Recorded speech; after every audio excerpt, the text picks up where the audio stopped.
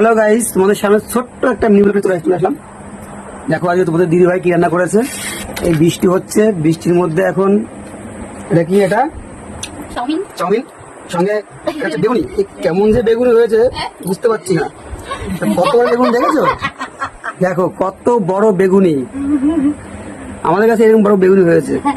হ্যাঁ, যদি কারোর লাগে আমাকে বলবে, অবশ্যই আমি তাকে পাঠিয়ে দেবো। আর সঙ্গে আমার মা সুন্দরা দেবী। তো আমার মা বলছে এই বেগুনটা তার নাকি খুব সুন্দর লেগেছে, ছিঁড়ে গেল আবার। এই তোমার দিদি ভাই, দারুন দারুন দারুন। ও বাবা, রান্না উনি করেছে, মানে আমরা তো খাইনি এখনো। আমরা তো বলবো যে কেমন হয়েছে, নিজের প্রতিভা নিজেই বলছে। সুন্দর হয়েছে। সুন্দর। আমার মা আবার আমার মেয়েকে টাটা দিচ্ছে, মধ্যে তাকাও।